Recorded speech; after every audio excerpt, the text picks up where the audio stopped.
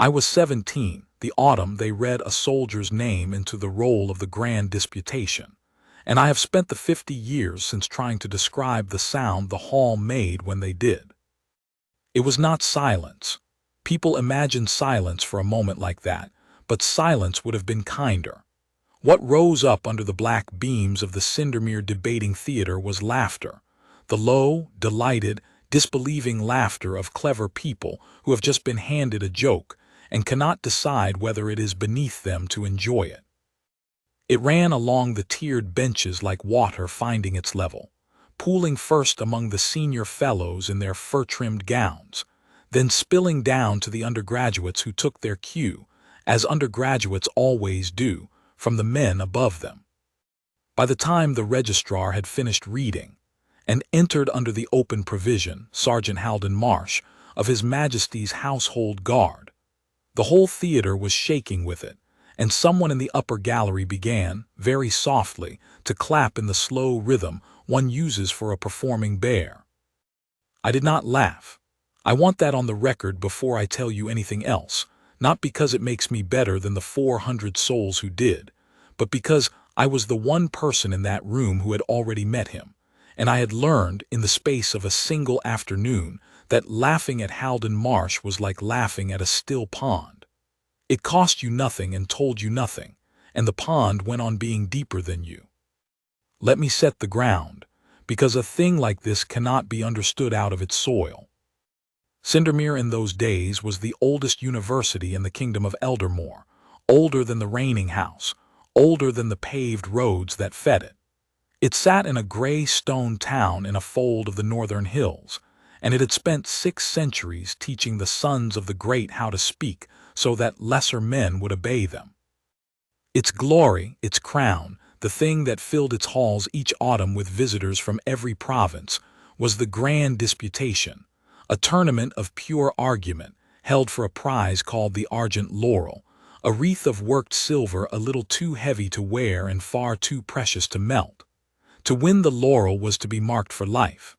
Ministers had won it. 2 chancellors of the realm had won it. A man who reached even the final 4 could dine on the fact until he died, and many did. The rules were beautiful and merciless. 2 speakers, a motion drawn by lot an hour before, no notes permitted past the first bell, a panel of masters to judge, and a hall full of the cruelest audience in Eldermore to remember every stumble. You were given a side, for the motion or against, by the toss of a coin, so cleverness alone would not save you. You had to be able to defend the thing you privately despised as ably as the thing you loved. That, the university liked to say, was the whole art of a governing mind. To hold a position you did not believe and hold it with honor. I have come to think it is also the whole disease of one, but I was 17, and I believed everything they told me. I believed it because I was a king's scholar, and I would not have been within 100 miles of Cindermere otherwise. The king's scholarships were new that year, new and hated.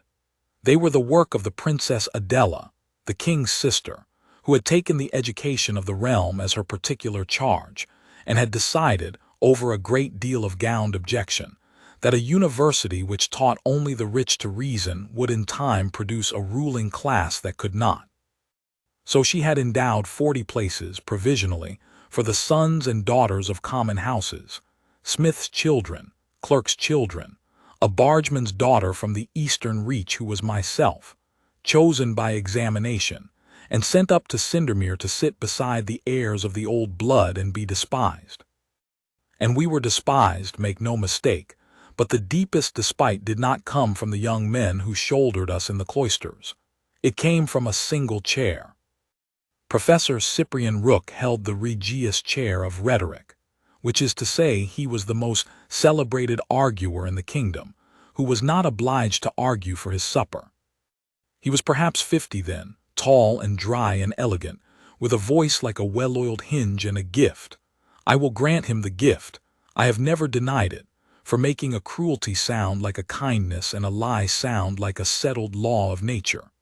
He had opposed the king's scholarships from the first hour, and he had not opposed them quietly. He opposed them in the convocation, in his lectures, in a widely copied letter that half the coffee houses of the capital had read aloud, in which he argued, with that terrible smiling reasonableness of his, that reason was not a common inheritance but a bred one, cultivated over generations like a vine, and that to seat a smith's boy in the schools of Cindermere was not charity but vandalism, the ruin of a delicate thing by hands that could only grip. You do not, he had written in the sentence everyone quoted, teach philosophy to a plough. You may sharpen the blade, you cannot make it think. The Princess Adela was not a woman to let a sentence like that stand unanswered, and the answer she chose is the reason I am telling you this story. It happened at a council in the capital in the early part of that autumn, and I have it from 3 people who were present, so I trust the shape of it if not every word. Rook had come down from Cindermere to argue the scholarships to their death before the king himself. He was in full flight. Soldiers came into it, I am told, for Rook could never resist a soldier when he wanted an example of a strong body wrapped around an empty mind. He gestured, they say, to the 2 household guards standing their post at the doors of the council chamber, immaculate in the red and black, motionless as the stone lions on the stair. Consider these excellent men, Rook said, warming to it. The very flower of discipline. I would trust either of them with my life, with the king's life, and I would no more ask either of them to construct a syllogism than I would ask this table to sing. It is not their office, it is not their nature. We do them no kindness, Majesty, by pretending that every man may be everything. A guard guards, a scholar thinks. The strength of a kingdom lies in each man keeping to the work his making fits him for. There was, I am told, a silence after this of the appreciative kind Rook was used to.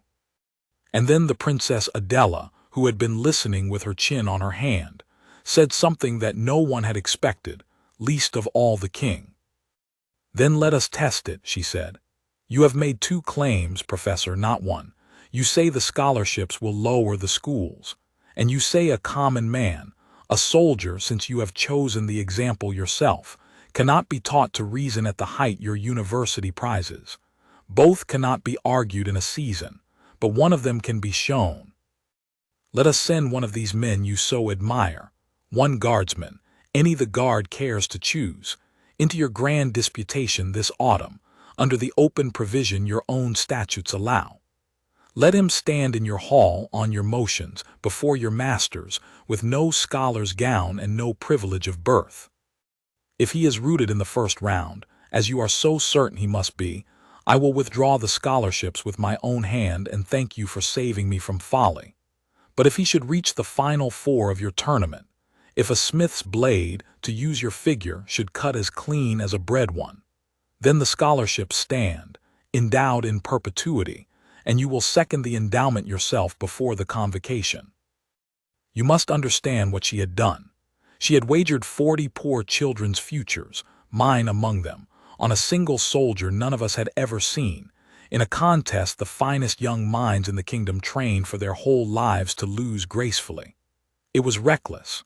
It was, my old tutor would say to the end of his days, the most reckless thing he ever saw a clever person do. And Rook, who could not refuse without conceding that his certainty had limits, bowed his elegant bow and accepted. And I do not doubt he went to his bed that night the happiest he had been in years. The guard was given the choosing of the man. That, too, was part of the bargain.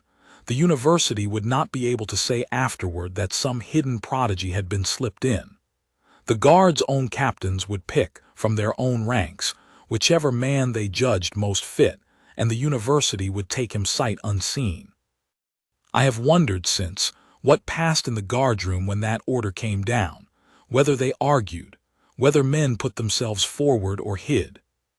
I know only the result, which reached Cindermere a fortnight before the tournament as a single line on a household seal. The man chosen was Sergeant Halden Marsh, 40 years of age, 22 years in service, no commendations for anything but steadiness, no schooling that anyone had recorded, presently posted, of all the unglamorous posts in the kingdom, to the door of the royal library. The fellows laughed at that, too, when they heard it. A librarian's doorman, as if the guard had chosen the man who stood nearest a book and hoped the nearness might rub off.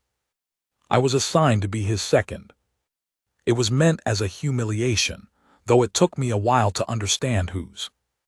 The tournament allowed each open entrant one attendant, a second, in the old fencing language the university loved, to keep his time, carry his water, and see him to and from the floor. No fellow would demean himself with the office, and no proper undergraduate would touch it, so it rolled downhill until it reached the newest, lowest, least defended person the schools contained, which was a 17-year-old bargeman's daughter 3 weeks into her provisional place. If the soldier failed, when he failed, they all said, the king's scholar who had tended him would fail with him in the eyes of the hall, and the whole grubby experiment could be laughed off the stage together. I saw the shape of it clearly enough. I took the office anyway. It was that or go home to the barges, and I had come too far to go home. He came up from the capital on a common coach, alone, 3 days before the drawing. I was sent to meet him at the coaching inn below the university gates, and I confess I did not know what I was looking for. Some scarred giant, I suppose, some parade ground statue with a jaw like a cliff. What climbed down from the coach was a man of middle height and middle age with a plain, weathered, watchful face, a soldier's back and a soldier's economy of movement, and gray eyes that took in the whole yard, the ostlers, the gate, the 2 students who had come to jeer and were pretending to admire a horse, in one unhurried sweep, and then settled on me as if I were the only thing there worth the trouble of seeing. "You'll be my second," he said. It was not a question. His voice was quiet and level, a voice pitched for a room and holding itself back to a yard. "Junior Cade, sir," I said. "King's scholar, first year." I had meant to sound composed, and I heard my own nerves in it. Something moved at the corner of his mouth that was not quite a smile. "A king's scholar," he said. "Then we are wagering the same coin, you and I, and no one has troubled to ask us the odds." He lifted his own small trunk before the ostler could reach it. It was heavier than a soldier's kit should be, and I would learn why, and looked up past me at the gray towers of Cindermere climbing the hill in the failing light, the towers that had taught the great for 600 years and had not, in all that time, expected him. "Well," said Sergeant Halden Marsh, and there was nothing in his tone I could name, neither fear nor bravado nor even much interest, only a kind of settling, as of a man taking up a familiar weight. "Let us go and see the place." I had thought I was walking a condemned man to his scaffold. It did not once occur to me, that first evening, that I might be walking a scholar home. The drawing of names was held 3 days later in the great debating theater, and it was there that 400 people laughed at him, and there that my story truly begins. The theater was the finest room I had ever stood in, and remains, in memory, among the finest I have known. It was built like a half of a great wooden bowl, 7 tiers of dark oak benches curving up and back from a small railed floor no larger than a farmyard, so that every eye in the place looked down upon whoever stood below, and whoever stood below felt the whole weight of the looking. High overhead the ceiling vanished into shadow among carved beams, and along the topmost rail ran a line of silver lamps that threw the light downward, cold and even, leaving the faces in the tiers half in dark and the floor cruelly bright. On a raised bench behind the rail sat the panel of masters who would judge, 5 of them in their furred gowns, and in the center of the 5, as warden of the disputation that year, sat Professor Cyprian Rook. The open entrants were called down one by one to draw their first-round pairing from a silver bowl. There were a handful of us under the open provision that year, 2 country parsons who fancied their wit, a retired advocate, a merchant's clever son who had not quite qualified for a proper place. The usual hopefuls, the tournament tolerated for the small color they added before the real contest began among the university's own. Each drew a slip, read out the name of the scholar he had been paired against, and climbed back to his seat under a polite ripple of nothing very much. Then the registrar read Halden's name, and the laughter came and rolled and would not stop, and the slow bear clap started in the gallery. He rose from the bench beside me. He did not hurry and he did not hesitate. He went down the steps to the little bright floor with the same unhurried tread he had used crossing the inn-yard, and he stood at the rail below the masters with his hands loose at his sides, and his weathered face turned up to them, and he waited, not stiffly, not at attention, but with the deep and total patience of a man who has spent 20 years learning to stand still while the world does whatever it intends to do. The laughter, having nothing to feed on, began to lose its confidence. You cannot laugh forever at a man who declines to be wounded. It thinned and guttered, and by the time Rook leaned forward to the rail it had shrunk to a few coughs and the scrape of a bench. "Sergeant Marsh," said Professor Rook, and his oiled-hinge voice filled the bowl without effort. "You are most welcome. The university admits all comers under the open provision, and we would not dream of turning away a servant of the crown." He let the word servant rest a moment in the cold light.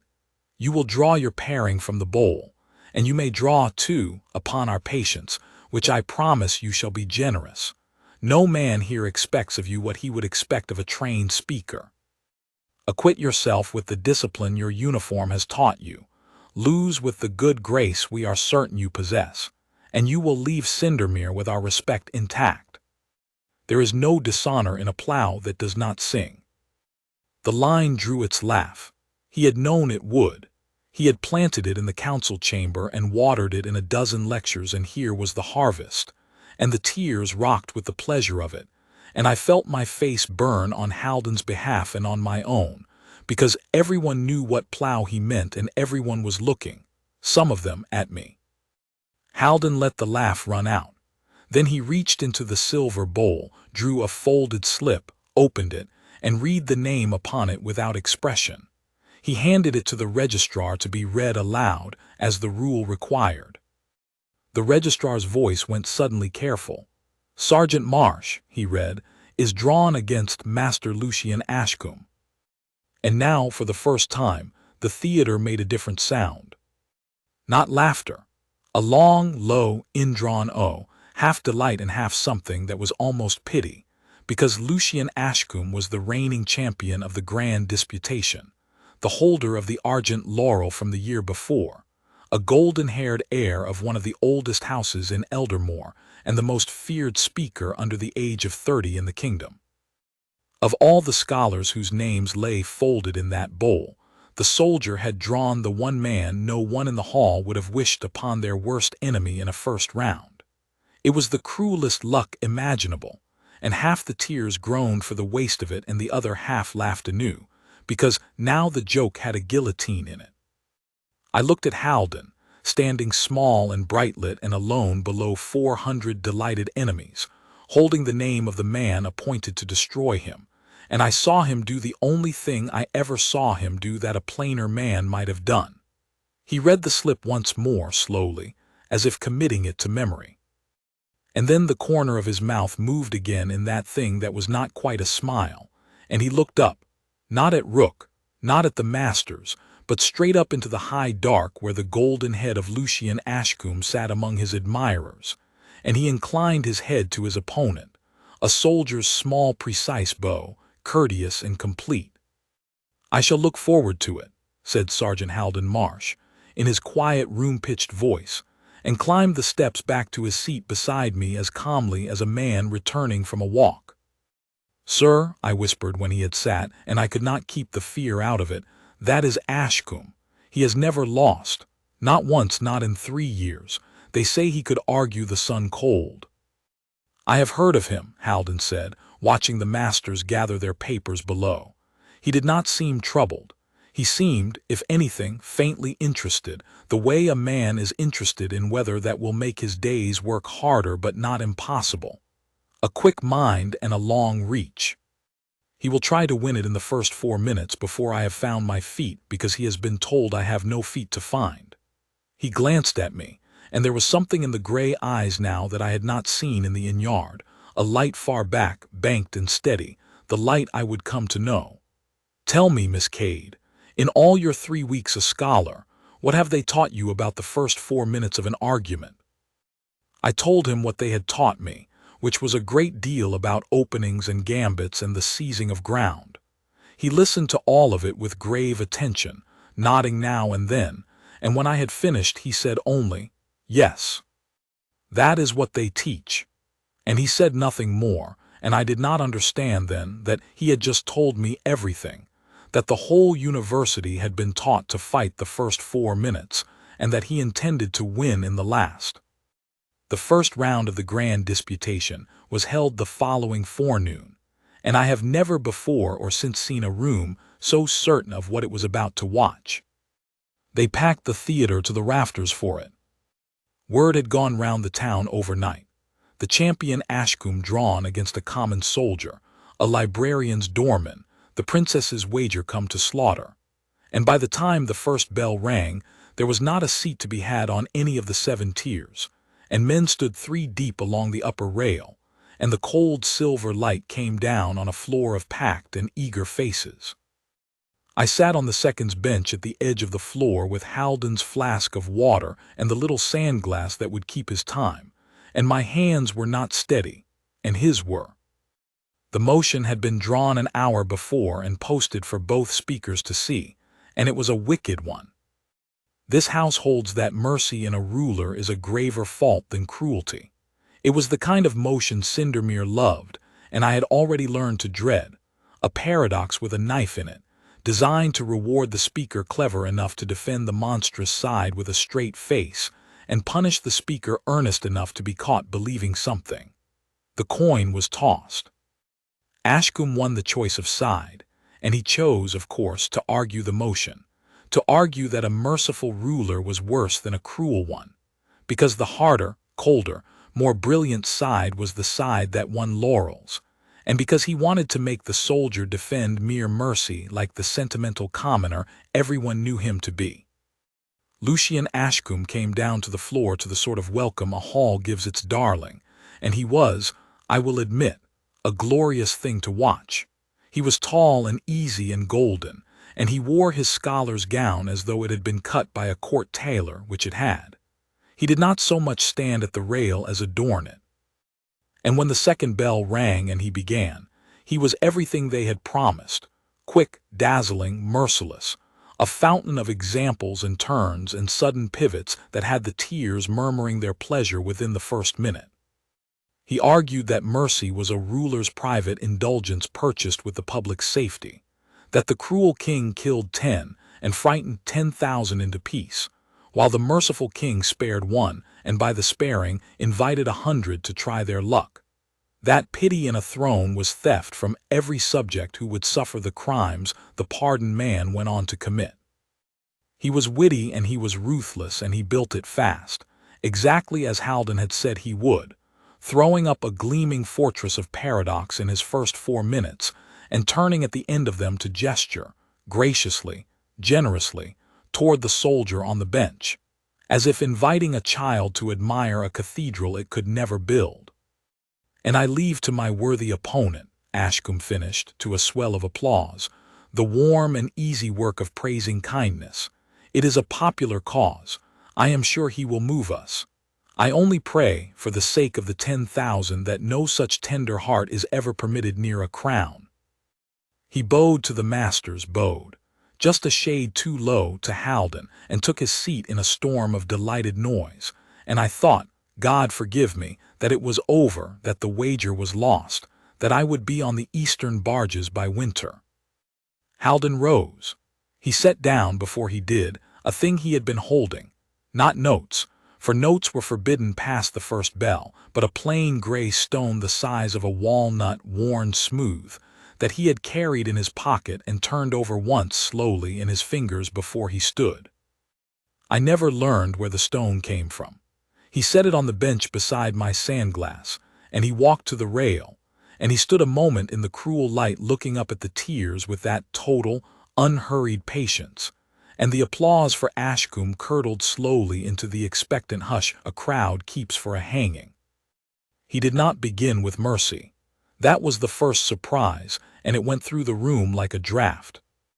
My opponent, he said, in that quiet room-pitched voice that somehow reached the topmost rail without seeming to rise, has argued beautifully, and he has argued the wrong question. He asks whether a ruler should be merciful or cruel, as though these were two roads from one gate, and a wise man might choose the harder for the kingdom's good. I will not follow him down that road because the road is a false one, and I think he knows it. A pause short, exact, a soldier's pause, weighing the ground before the next step. Cruelty is not the discipline that mercy lacks. Cruelty is not strength that mercy is too soft to reach. Let us be plain about the thing itself before we weigh its uses. Cruelty is the enjoyment of another's pain, not the causing of pain. A surgeon causes pain. A just judge causes pain. A father who lets a child feel the cost of a lie causes pain, and none of these is cruel. Cruelty is the asterisk relish of it. And no relish, my lords, has ever once in the history of the world made a single decision wiser. It has only made a hard decision sweeter to the man who made it. And a decision that is sweet to make is the most dangerous decision a ruler will ever face. I felt the room change. It was not applause. It was quieter than applause and far more frightening to the man across the floor. It was attention, real attention, the kind a hall of clever people gives only when it has just been shown that it was about to be fooled and has been saved at the last instant. Ashcombe's easy smile did not move, but his eyes had gone very still. Haldon built it the way I would later learn he built everything, which was the way a mason builds a wall and not the way a fountain plays. He laid one stone, tested it, laid the next only when the first would bear. He granted Ashcombe every true thing he had said and took back only the false frame around it. Yes, he said, a merciful ruler who pardons a murderer wrongs the murdered man's kin, and that is a real wrong, and I will not wave it away as my opponent expects a soft heart to do. But mark what has happened, my lords. My opponent has quietly traded the word mercy for the word folly asterisk, and hopes we will not notice the coins are different weights. Mercy is not the pardon of every crime. Mercy is not the absence of the sword. Mercy is the ruler's knowledge that the sword is a terrible thing and must answer to something higher than his own comfort or his own fear. The cruel ruler my opponent praises, the one who kills 10 to frighten 10,000, has not solved the problem of governing frightened men. He has become the problem. For the 10,000 are not made loyal by their fear, they are made patient. They wait.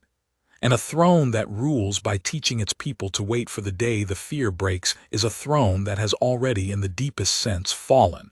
It merely has not yet been told. He turned then for the first time and looked directly at Lucian Ashcombe, and his voice did not rise but something under it did. My opponent prayed that no tender heart be permitted near a crown. I will answer his prayer with a colder one.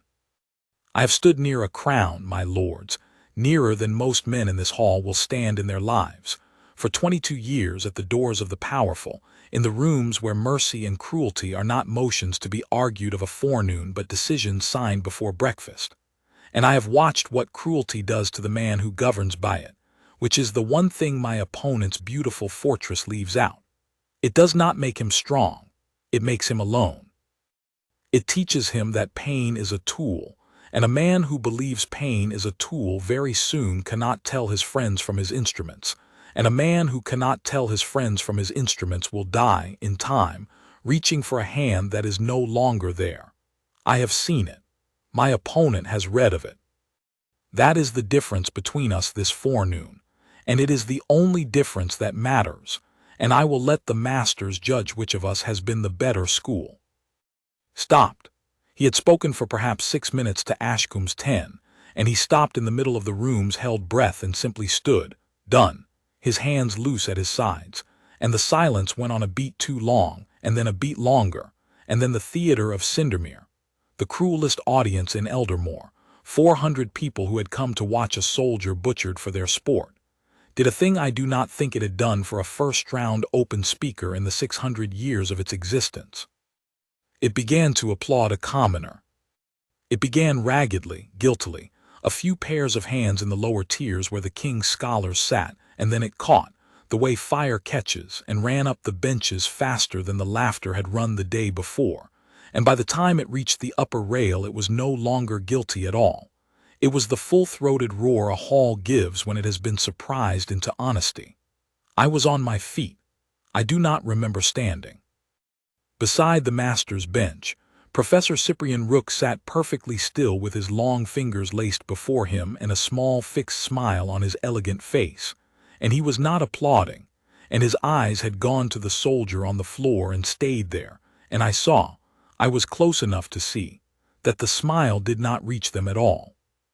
Lucian Ashcombe rose for his reply, and he was too good a speaker not to know what had happened, and too proud to show it. He was brilliant again. He was quick. He scored 2 clean points on the loose stones in Haldon's wall, and the tears gave him his due. But he was arguing now against a hall that had turned, and worse, he was arguing against a man who did not need to win the room back because he had never played for it. And every dazzling turn Ashcombe made in the next 10 minutes seemed, against the gray plain force of what had come before it, a little more like a man doing tricks for coins. When the final bell rang and the masters withdrew to confer, the theater did not chatter as it usually did. It sat uneasy and electric and waited, and I sat on the second's bench with Haldon's smooth gray stone cold in my palm, having picked it up without knowing why, and I looked at him and could not speak. "You said you would win it in the last 4 minutes," I finally managed. "No," he said quite gently. "I said Ashcombe would try to win it in the first. I only had to still be standing when he had spent them." He took the stone back from me and turned it once in his fingers and put it away. "A quick mind tires, Miss Cade. It is the one thing they never teach a quick mind because the men who teach are quick men, and quick men do not believe it of themselves. Patience is a slow weapon, but it is very hard to blunt." The masters were gone 11 minutes. When they filed back to their bench and the warden rose to give the verdict, it was Rook himself who had to say the words, and I have wondered many times since what it cost him to say them, and concluded that it cost him more than any man in that hall could guess. "The panel," said Professor Cyprian Rook, in a voice from which every drop of warmth had been carefully wrung, "finds for the opposition. Sergeant Marsh proceeds to the second round." The roar that answered him shook dust from the beams. And high in the upper tier, alone among the golden crowd that had come to see him crowned, Lucian Ashcombe, champion of 3 years, holder of the argent laurel, the man who had never lost, sat with his beautiful face empty of everything, and looked down at the plain, weathered soldier who had just, in 6 quiet minutes, done to him what no one in the kingdom had managed in 3 years. And the soldier looked back up at him and inclined his head again, the same small, precise, courteous bow, and Ashcombe, after a long moment, returned it. That was the first round. There were 4 more to come, and the university had already begun, that very hour, to decide that the joke had gone too far, and to think about how it might be ended. I learned how universities end things during the days that followed, and it was an education worth more than the one I had come for. They did not, of course, do anything so crude as forbid him. A statute is a statute, and the open provision had let him in, and Rook himself had accepted the princess's wager before the king. To bar the soldier now would be to confess that they feared him, and fear was the one thing Cindermere could never be seen to feel toward a librarian's doorman. So they did not bar him. They did something far more elegant. They set out, with the whole patient machinery of the place, to arrange his defeat so thoroughly that, when it came one could call it anything but the natural order reasserting itself. The motions were the first instrument. The motions of the grand disputation were drawn by lot from a great sealed book of them, thousands strong, compiled over centuries, or so the university said. But the drawing was overseen by the warden, and the warden was Rook, and it is a curious thing that from the second round onward Sergeant Haldon Marsh drew motion after motion of pure abstraction. The airless metaphysical puzzles the schools prized precisely because they could not be argued from life, only from books. From years of reading a common man could not possibly have done. This house holds that a thing may be its own cause. This house holds that the just and the useful are one. This house holds that time is a property of the mind and not the world. These were not motions about mercy and cruelty and thrones, where a soldier's hard-earned knowledge of men might tell. These were motions built of quotation and counter-quotation, of the great dead authors answering one another down the centuries, and to argue them at all, let alone against a scholar bred to them from the schoolroom. A man needed to have lived his whole life among the very books the university was so certain the soldier had only ever stood outside the door of. I saw the trap the morning of the second round when the motion was posted, and I was sick with it. "Sir," I said, they have given you metaphysics. You cannot argue metaphysics from a guardroom. It is not fair." "No," Halden agreed, reading the posted motion with mild interest. "It is not fair. Fairness was never the wager, Miss Cade. The wager was the final four." He handed me the flask to fill. "Do not waste your anger on the unfairness. Anger is a fire, it wants feeding and it warms nobody. Spend the morning instead telling me everything they have taught you about this motion in your 3 weeks, and everything you have read against it, and we shall see what we have between us." And here is the thing I did not understand until much later, the thing that took me half my life to see the whole shape of. He let me believe, that morning and for many mornings after, that he was learning the books from me. He asked his grave, patient questions, and listened to my stumbling answers and nodded and said "yes, that is well put, and tell me more of that author, and I went back to him each round proud and breathless, a 17-year-old convinced she was arming the soldier who could not read for himself. And he was not learning from me at all. He knew every author I named better than the fellows who had set them. He was letting me feel useful because he had seen, in the inn-yard, in one unhurried sweep of those gray eyes, that a frightened girl who had wagered her whole future on his shoulders needed a task more than she needed the truth, and he gave me the task, and carried the truth alone, and never once let me see the weight of it. I have known generous men. I have never known another as quietly, as invisibly generous as that. He won the second round. He won it against a pale, ferocious young fellow named Corvin, who had written his dissertation on the very question the motion turned upon, and who came to the floor armored in citation, and who was quite unprepared for what the soldier did to him, which was to decline the citations altogether. Halden did not match author against author.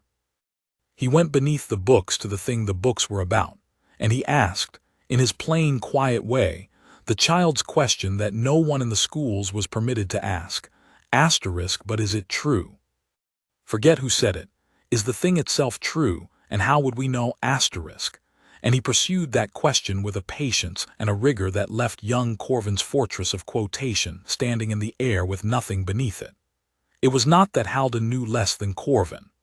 The horror on Corvin's face, by the end, was the horror of a man realizing his opponent knew a great deal more, and had simply chosen not to wave it about. When the verdict came, for the soldier again, and the masters could not honestly have given it elsewhere, the applause was louder than before, and it was frightened, and Rook's face above the bench was a mask of carved and courteous stone. He won the third round, 3 days after, against a fellow of the university itself, a doctor of the schools who had volunteered to enter the lists against him, I was told, at Rook's private urging, an older man, dry and formidable and cruel, who understood exactly what was being asked of him, and came to the floor meaning to grind the soldier into the boards by sheer accumulated learning. The motion was the airless one about time being a property of the mind. And Halden took it apart the way he took everything apart, patiently, from underneath, granting his learned opponent every true thing and quietly removing the frame around it, until the doctor, who had begun with such contempt, was reduced to repeating his position more loudly, which is the thing a losing man does when he has run out of everything but his certainty. Every clever man who lost to Halden Marsh lost the same way. They mistook the plainness of his speech for the plainness of his mind, spent their brilliance striking a wall that was not where they aimed, and turned at last to find him standing calmly behind them, having walked around. 3 rounds, 3 victories. The final 4 of the grand disputation was now 1 round away, and with it the whole of the princess's wager and the endowment of the scholarships, and everything that 40 poor children's futures rested on. And Cindermere, I understood by then, was no longer laughing. Cindermere was afraid. It showed itself in small ways first. The doors of the library where he had once been posted, for the university had learned by now which post the guard had drawn him from, and made much unkind sport of it, were suddenly closed to open entrance for repairs, so that he might not use them to prepare, though everyone knew he needed no books he did not carry in his head.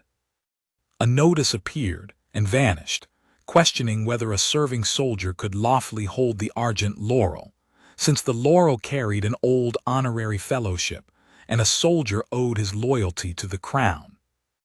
Ugly rumors moved through the cloisters, planted and watered by hands I could guess at, that the soldier was no soldier at all but a disgraced scholar in a stolen uniform, that the princess had smuggled a hidden prodigy into the ranks a year before precisely to win this wager, that the whole thing was a plot against the ancient liberties of the university, and every honest son of Cindermere should resent it. And then on the eve of the 4th round, the round that would decide the wager, the machinery showed its true face and struck. I was with Haldon in the small cold room the university had grudged him above the coaching inn when the summons came. A porter in university livery, stiff and unhappy with his errand, delivered it. Sergeant Marsh was required to attend, that very evening, before an extraordinary sitting of the Court of the Proctors, the university's own disciplinary tribunal, to answer a formal complaint touching his eligibility and his conduct. The complaint had been laid, the porter would not quite meet our eyes as he said it, by the Regius Professor of Rhetoric. On what ground? I demanded before Haldon could speak. I was on my feet with the porter's paper in my hand. He has broken no rule. He has done nothing but win. On what possible ground? The ground, said Haldon quietly, taking the paper from me and reading it through once unhurried as ever, is that a man who argues as I have argued cannot be what I say I am. He set the paper down. Something had come into his face that I had not seen there before. Not fear, never fear, but a kind of weary recognition, the look of a man who has watched the same move made across a board many times and always finds it a little sad. They cannot beat me on the floor, Miss Cade. 3 of their best have tried and the whole hall watched them fail, so they will not try again. They will move the contest to a room where the hall cannot watch and where the rules are theirs, and where the question is no longer asterisk can this man reason asterisk, for that has been answered, but has this man the right to? It is the oldest retreat there is. When you cannot win the argument, you challenge the arguer's right to speak. He picked up his smooth gray stone from the windowsill and closed his hand around it. Rook is cleverer than I gave him credit for. He has understood at last that he cannot make me lose. So he means to make me disappear. They mean to disqualify you, I said, and my voice cracked on it because I saw the whole ruin of it at once. The wager lost not to a better speaker but to a closed door, the scholarships withdrawn, and no one able to say it had been anything but the rules. 1 round from the 4. They will throw you out of the tournament 1 round from saving us and call it procedure. They will try, said Haldon Marsh, and he rose and settled the plain gray soldier's coat he wore in place of a scholar's gown, and turned to me with the banked light steady far back in the gray of his eyes, and for the first time since the coaching in there was something in his weathered face that was almost hard. Come, Miss Cade.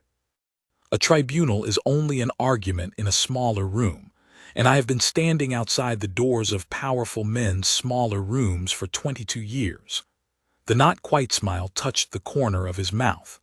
I know rather more about what happens in them than they would like. The Court of the Proctors sat in a low-paneled chamber deep in the oldest court of the university, a room built to be small, built so that a man summoned into it would feel the walls near and the beamed ceiling low, and the long table of examiners very close. 3 proctors sat behind that table, 2 of them I saw at once, men of Rook's faction, and the third an old and quiet fellow named Dr. Bellamy whom I did not know, and Rook himself sat at the table's end, not as judge but as complainant, with a slim leather folder before him, and the look of a man who has done his arithmetic and is only waiting for the sum to come out as he already knows it must. I was allowed to stand at the back as the accused second.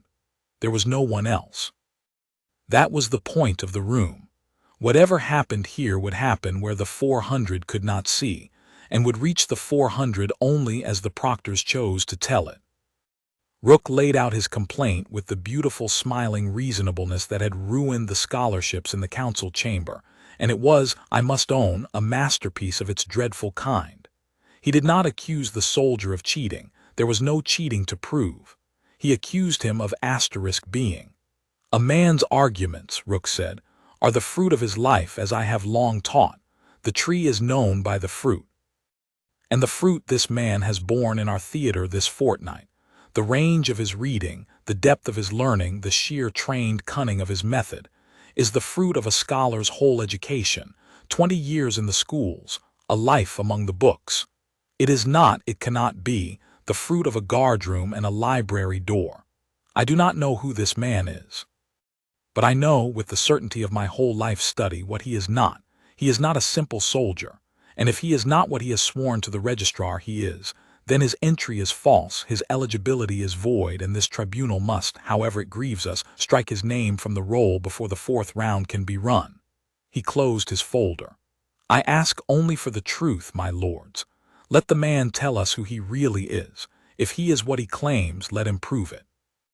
If he cannot, the matter answers itself. The 2 proctors of his faction nodded gravely, as men nod at a conclusion they were paid to reach, and they turned to the soldier standing plain and still before the low table, and old Dr. Bellamy said, not unkindly, "Sergeant Marsh, you have heard the complaint. Will you answer it? Will you tell this court who you are?" And Halden Marsh, who had said not one word about himself in a fortnight of triumphs, who had let a whole university and a frightened girl believe he was a doorman who had got lucky, and then gone on getting lucky, stood in that small close room where the hall could not watch, and told them. "I was a foundling," he said. "I do not know the day I was born or the name my mother gave me. I was left, an infant, at the almonry gate of this university in the winter of a hard year, and the almoner's wife raised me among the other charity children until I was old enough to work, and then the university set me to work, as it has always set its foundlings to work, in the place a strong, quiet boy could be least trouble. I was made a library servant. I carried coals to the reading rooms and trimmed the lamps and mended the fires and swept the floors, and I locked the great doors at night and slept in a cot in the binding room, and I did this from the age of 9 until the age of 18. He paused. "You ask who I am, Professor. I am the boy who swept your floors. You will not remember me. Great men do not remember the boy who trims the lamp. But I remember you. I trimmed the lamp in the very room where you read for your first degree." The room had gone very still. "I could read," Halden went on, in the same level, unhurried voice. "The almoner's wife had taught me my letters, thinking to fit me for a clerk.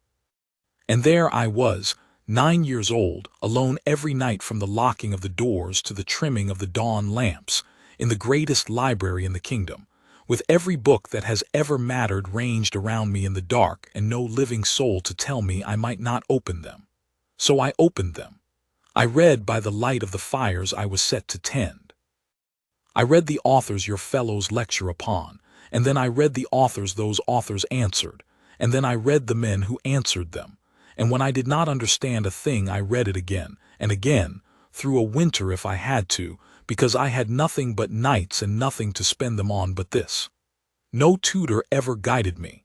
No master ever set me a course. I had only the books themselves and the years and the silence, my lords, is a very great teacher if a man can bear it. I could bear it. I have been bearing it at one door or another ever since. I stood at the back of that room with my hand over my mouth. Around the table, Even the two hostile proctors had stopped nodding. Rook did not move at all. "When I was 18, Haldon said, I did a foolish thing. I applied for a place. I had read by then more than most men who wore the gown, and I was young enough to believe that this would matter. I wrote to the provost of the day, and I set out what I had read, and I asked, humbly I hope, I have the letter still, whether a foundling of the almonry who had taught himself might sit the examination for a scholar's place. I was refused. I was refused not because my learning was found wanting. It was never tested. No one troubled to test it, but because, and I quote the reply from memory, for I have had 22 years to learn it by heart, the schools of Cindermere are not a refuge for the ambition of servants, and it would be a cruelty to the boy to encourage in him a hope his station cannot bear. He let that sentence rest in the low room the way Rook let his cruelties rest in the high one. You wrote something very like it yourself, Professor, this past summer about the king's scholars. You do not teach philosophy to a plough. I read it in a coffee house in the capital in the newspaper, standing my post at a nobleman's door. It is a durable idea. It outlives the men who hold it. I thought when I read it that I had heard it before, and then I remembered where. Old Dr. Bellamy said very quietly, and then I left, said Haldon. There was nothing at Cindermere for the boy who swept the floors, and I had learned everything the floors could teach me. I took the king's shilling. The guard does not ask a man his birth. It asks only whether he will stand where he is put and do what he is sworn to, and I found I could do both, and do them well, and there was an honor in it that the schools had never offered me. The honor of being trusted, absolutely, exactly as far as my word. I have stood my post for 22 years. I have guarded councils and coronations and sick rooms, and the doors of libraries very like the one I was raised in. And in all that time, my lords, I never once stopped reading, because a man who has taught himself to think in silence does not unlearn it merely because the world has decided he is furniture. I read on watch. I read on leave. I read the same authors your scholars read, and I thought about them through 10,000 hours of standing still, which is more hours than any scholar in this university has ever been able to give to pure thought without interruption, because your scholars are busy, my lords, and a sentry is not. A sentry has nothing to do but stand and see and think. It is the finest school for a mind that was ever devised. You have simply never noticed, because you put only your servants in it. He stopped, and into the ringing silence he said the last thing, the plain thing, the thing that ended the tribunal, though it took the proctors a while to understand that it had. So there is your truth, Professor. I'm exactly what I swore to the registrar. I'm a simple soldier. I'm also the boy you would not let sit your examination, grown into a man who reads better than your fellows and reasons better than your champion, and both of those things are true at once, and it is the fact that you cannot make them be true at once, that your whole philosophy has no room for a plowman who can think, that has brought us to this little room. You have not summoned me because I broke a rule. You have summoned me because I broke your idea of the world. I am sorry for it, but I will not disappear to mend it. Strike my name if your rules allow it. They do not, and you know they do not, or you would have struck it in the open hall where you could be praised for it, instead of in this closet where you cannot. The tribunal cleared him. It had no honest choice. There was no rule he had broken, and even Rook's two creatures on the panel could not sign their names to a lie that baldly stated, not with old Bellamy watching and the whole university waiting outside to hear what had been done in the dark. The complaint was dismissed. Sergeant Marsh would proceed to the fourth round. I could have wept with the relief of it, and did, a little in the cold court outside, and Haldon let me and said nothing, and it was there in the dark court, with the relief still wet on my face, that the true blow fell, the one I have come, over the years, to think of as the real turning of the whole affair. Rook came out to us, alone without his creatures, his slim folder gone. He found us in the shadow of the almonry gate, the very gate, I realized later, at which the man he was hunting had been left as an infant 40 years before, and he was not smiling now, and when he spoke to Haldon his oiled hinge voice had lost all its performance and become, for once, simply a man's. "You have made your point," Rook said. "I concede it here, where no one hears since you value plain speaking. You can reason. You reason better than I do. I have known it since the first round, and I have spent a fortnight refusing to know it. So let me speak plainly in return, soldier, since you prize it. If you go into that fourth round, you will very likely win it, and the princess's wager will be won, and I will be made to stand before the convocation, and second the endowment of 40 Smith's children into the schools I have given my life to, and it will be the ruin of everything I believe and the humiliation of everything I am." He drew a breath. "But hear the other road. Withdraw, tonight. Cite your duty to the crown. It is even half true. The guard has already sent word twice asking when their sergeant will return to his post. Withdraw, and I will not let the scholarships die. I give you my word, which is worth more than you think. I will find them a quieter endowment, out of the general fund, no wager, no humiliation, no war between the crown and the university, 40 places secured, this girl's among them." He nodded at me, and I flinched. "You save the children you claim to care for. You save them certainly, soldier, tonight, with no risk that a rigged motion or a bought judge takes it all from you at the last. And in exchange, you spare an old man's whole world from being burned down to prove a point that you and I already both know the answer to. It is the reasonable thing.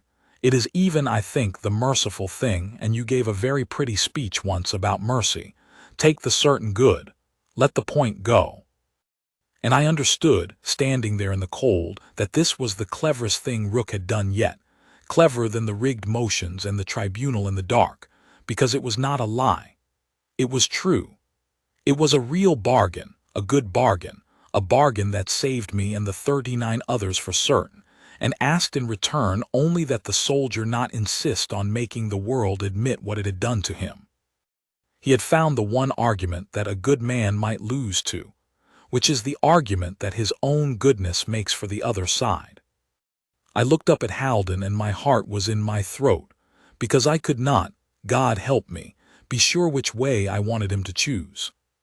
He was quiet a long time. He turned the smooth gray stone over once in his fingers, and looked not at Rook but past him, at the almonry gate, and I saw him see it, saw him understand, if he had not already, exactly where they were standing and who had once been left there. "That is a good argument," he said at last, and he meant it. There was no scorn in it. "It may be the best you have made this fortnight, Professor, because it is the only one that is true. You are right that I could take the certain good and spare us all a war, and if this were only about the 40 places, I think I would take it. I am not a proud man. I have had my pride worn off me at a great many doors. I would give up the laurel and the point, and the pleasure of being proved right without a second thought, to make Miss Cade and the others safe tonight." "Then do it," said Rook, and for a moment something almost eager came into his tired face. "But it is not only about the 40 places," Haldon said. "That is what you have not reckoned, and I think you cannot reckon it, because to reckon it you would have to stand where I have stood. Consider what you are truly offering. You are offering to save the children quietly, to slip them in through the general fund, with no wager won and no point made and no word said aloud, so that the university's idea of itself survives untouched, so that Cindermere may go on believing in its bones exactly what it has always believed, that a Smith's child in these schools is a charity to be managed, a lowering to be borne, an exception that proves the rule. You would save the 40 and leave the lie that made them need saving standing taller than ever, because it would have faced its one test in the dark and been let quietly off. And the 40th child, Professor, the one left at your almonry gate next winter, and the one after and the one after that, you have no bargain for them. There is no quiet fund for the children not yet born. There is only the lie and whether it stands or falls. You are asking me to buy 40 futures at the price of every future after them, and I have stood too long at too many doors, watching powerful men make exactly that trade, save these, and let the rule that damns the rest stand, to make it now at this door, of all the doors in the world. He put the stone away. "No," said Sergeant Halden Marsh. "I will not withdraw. I am going to win your tournament in the open hall, Professor, in front of the 400, and I am going to make Cindermere say aloud, where it can never again pretend it did not say it, that the boy it swept into the almonry could outthink its champions. Not because I want the laurel. I have no use for a silver wreath, but because there is a 9-year-old somewhere tonight trimming a lamp in the dark who needs the world to have been made to admit that it is possible, and I am, as it happens, the one man in the kingdom placed to make it admit it. That is not pride. That is duty. I know the difference. The guard taught it me when the schools would not. Good night, Professor. I will see you at the 4th round." And he turned and walked me back through the cold courts to the coaching inn, and neither of us spoke, and I understood that I had just heard a man refuse the one thing he most wanted, safety for the girl beside him, because a harder honor would not let him take it, and I have measured every brave thing I have seen in the 50 years since against that walk through the dark, and found most of them wanting. The 4th round was held 2 days later, and it was the round that won the wager, and the whole kingdom seemed to know it. The theater could not hold the crowd that came. They opened the antechambers and still turned hundreds away into the courts, where the verdict would be carried out to them by runners. The Princess Adela herself came up from the capital and sat in the visitors' gallery, straight-backed and unreadable, and beside her, I did not know it until the hall rose, sat the Crown Prince Rowan, come to see with his own eyes the soldier his aunt had wagered the realm's honor upon. Their presence changed the air. This was no longer a jape about a doorman. The crown was watching, and the university knew it, and the machinery of quiet defeat that had worked so smoothly in the shadows could not be run in front of the king's own house. The motion, drawn at last from the sealed book under the princess's own eye, she had asked, coolly, to observe the drawing, and no one had dared refuse her, was a fair one for the first time in 3 rounds. This house holds that the wise man serves the law even when the law is unjust. Halden drew the harder side by the coin. He was to argue that the wise man does not merely serve, and he stood on the bright floor beneath the crown and the 400, and he argued it with a depth and a fire that I will not try to set down whole, because I was 17 and weeping through the half of it, and my memory of the words is drowned.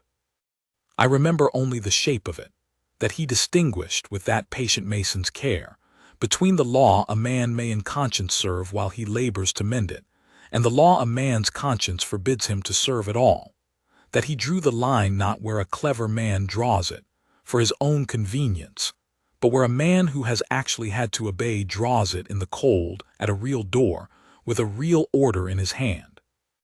And that he ended, I do remember the ending, by saying that he had served the law his whole life gladly, as a soldier must, and that the one thing his service had taught him past all argument was that a law which tells a 9-year-old he may not learn is not a law at all but a wound wearing a law's coat, and no wise man, and no good one, is bound to keep another's wound from healing.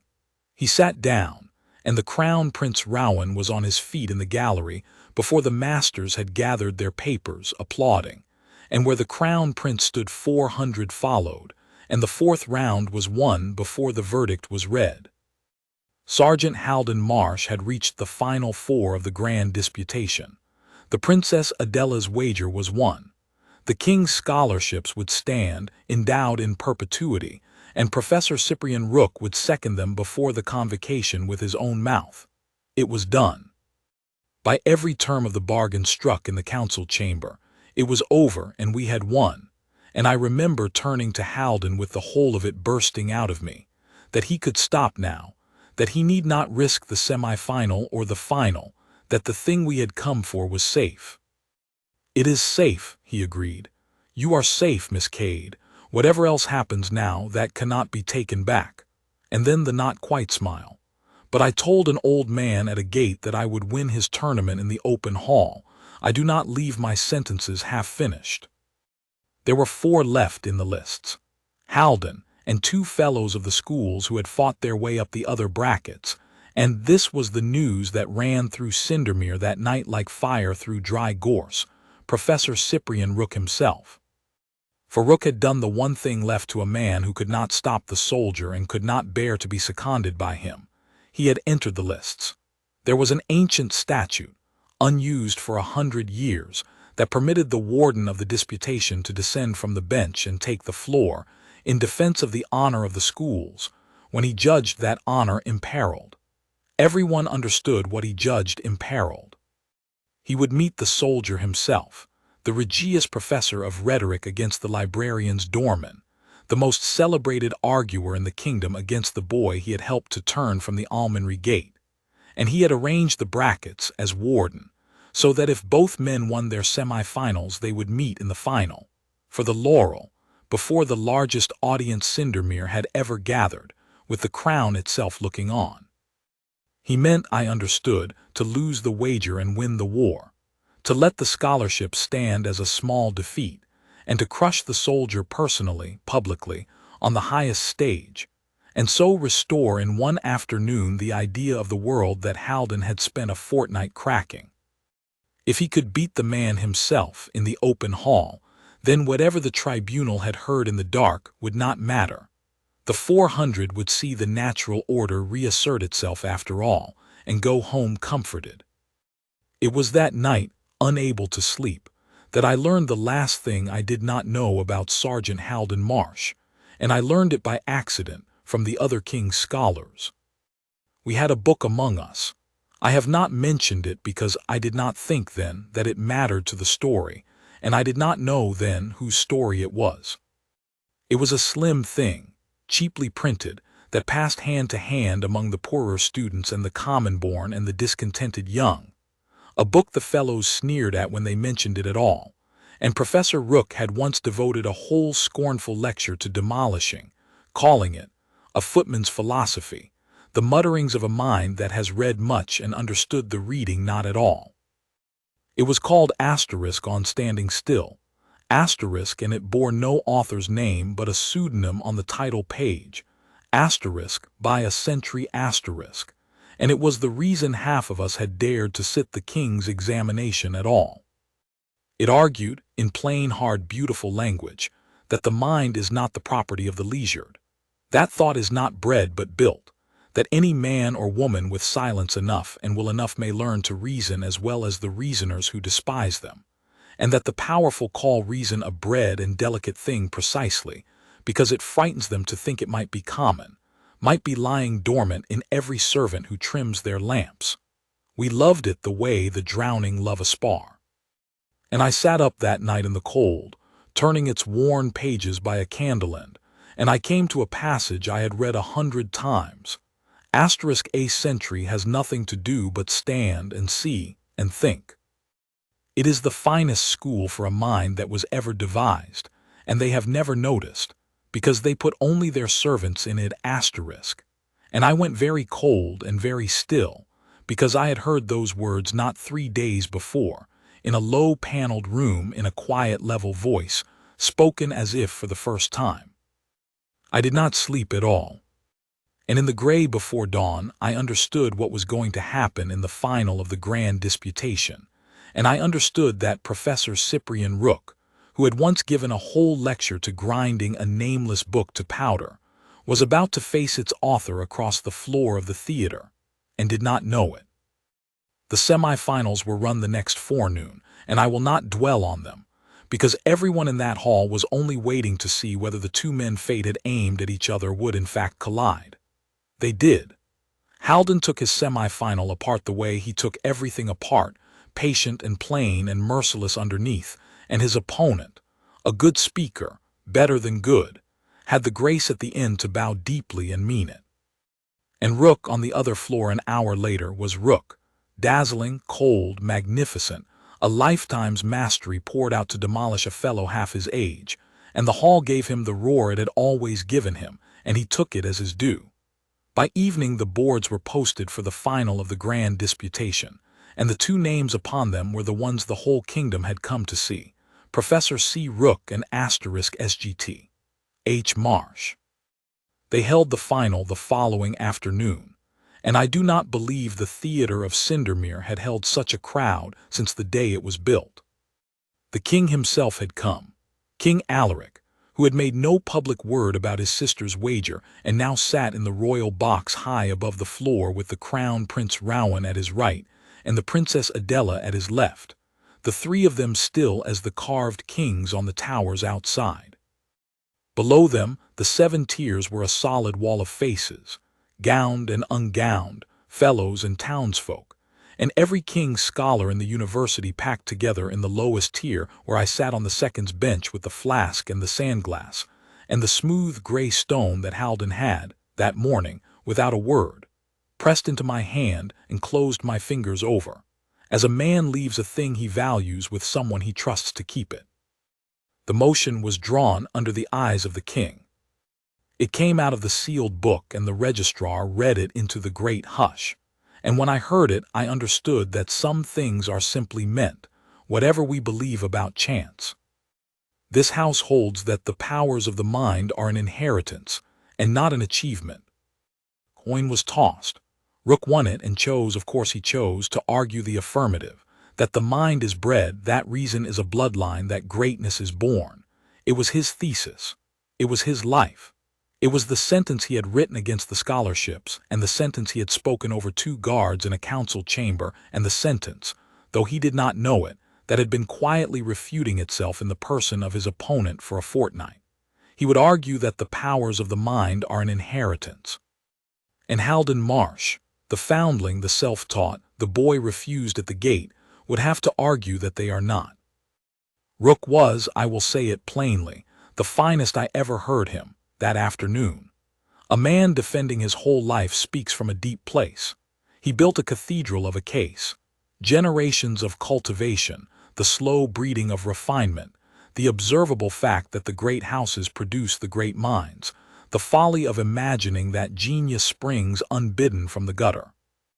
He was eloquent and he was moving, and for a while, I confess, even I was half swayed, until he came to his example, his crowning, fatal example, and reached, as I had prayed and dreaded he would, for the book. "Consider," said Professor Rook, holding up a slim, cheaply printed volume for the 400 and the king to see, "the presumption of the untrained mind at its highest pitch. Some of you will know this little book. It creeps about our cloisters like damp. The discontented press it on one another and imagine it wisdom. On standing still, asterisk it calls itself, by a sentry, an anonymous scribbler, a footman with a candle end who has read a great deal and understood, I regret to say, almost none of it, and who dares to instruct his betters that reason is common as dirt and lies asleep in every servant. I have said before that it is a fool's book, and I say it again before the king. It is the perfect monument to the delusion this motion exposes, the delusion that a mind may be achieved, wrenched up out of nothing by mere will, without the long inheritance that alone makes greatness. Its nameless author is the very ploughman who fancies he can sing.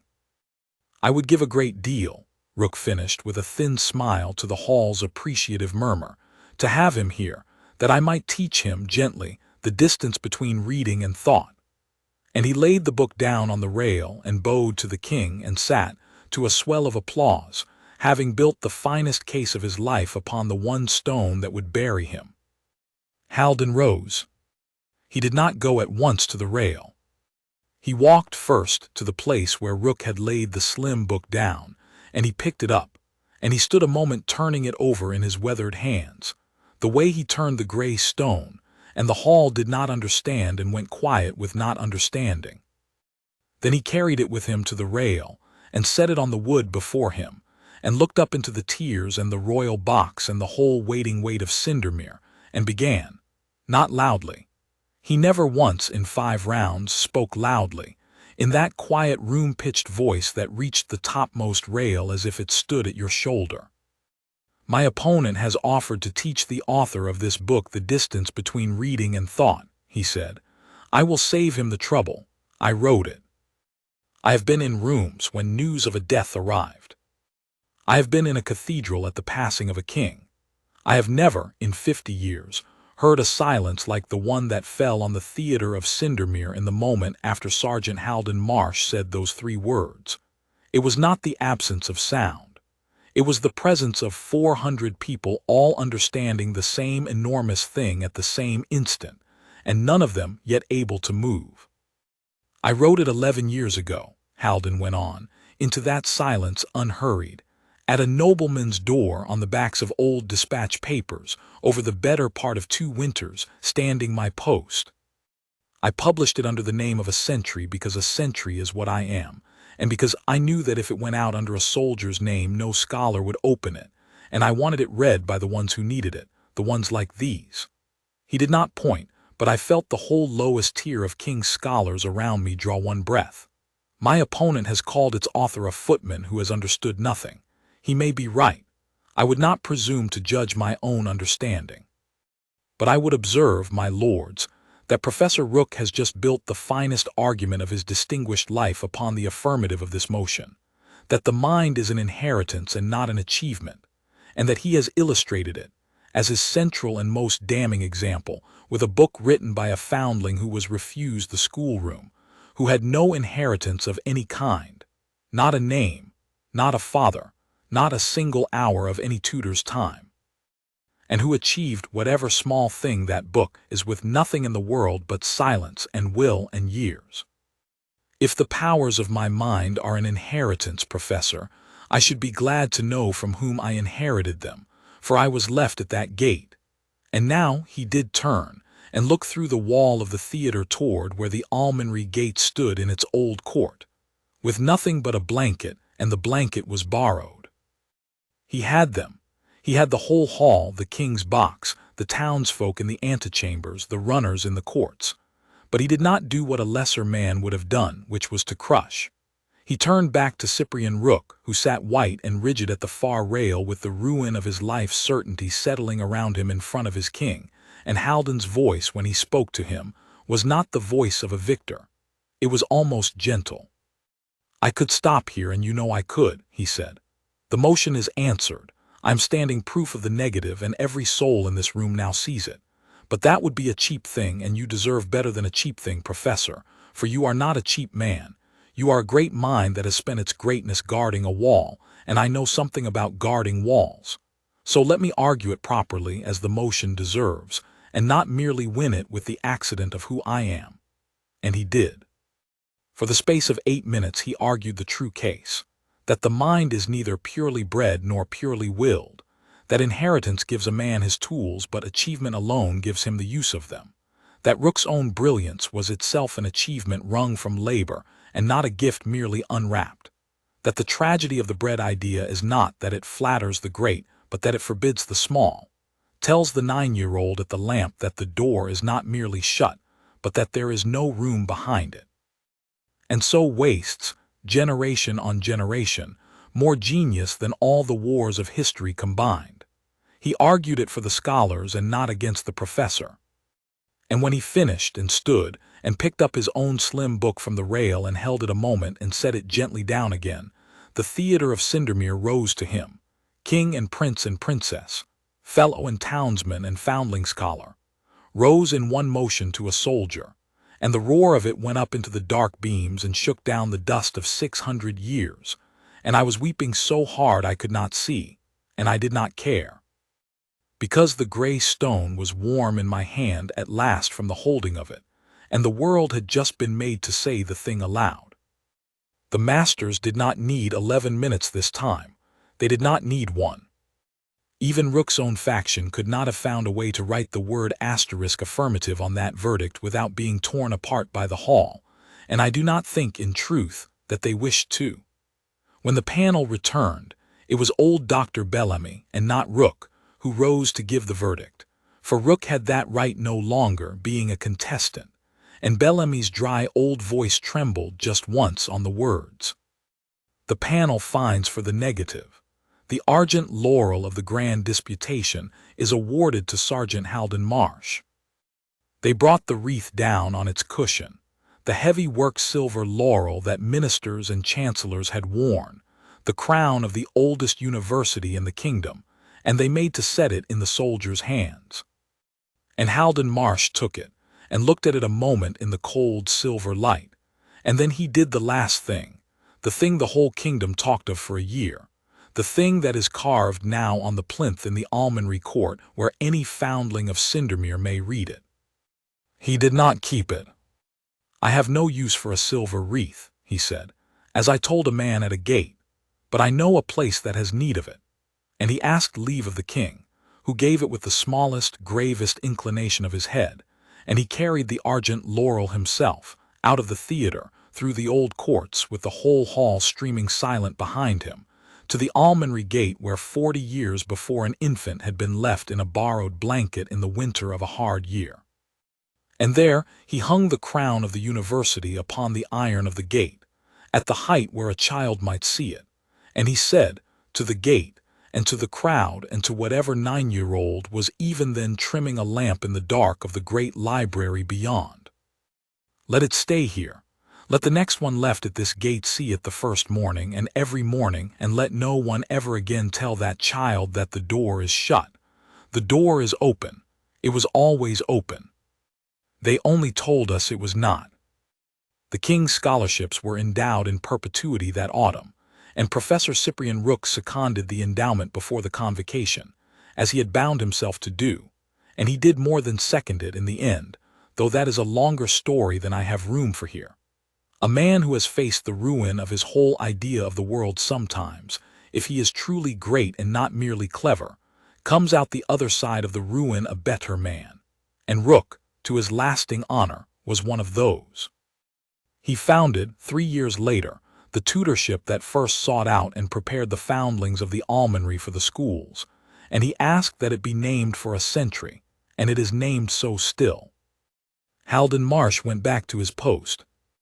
That is the part people always find hardest to believe, that a man could out-treason the finest minds of the kingdom before his king, be offered, as he was, a fellowship, a chair, a place at any table in Eldermore, and answer courteously that he was a soldier and had a door to stand at and go back to standing at it. But I do not find it hard to believe. I understood him a little by then. The guard had given him the one thing the schools never had, to be trusted absolutely, exactly as far as his word, and asked for nothing he was not. He stood his post at the library door for another 11 years, and I know for a fact that he went on reading on watch until the end, because I brought him the books myself. For I am Junia Cade, and I did not go home to the barges.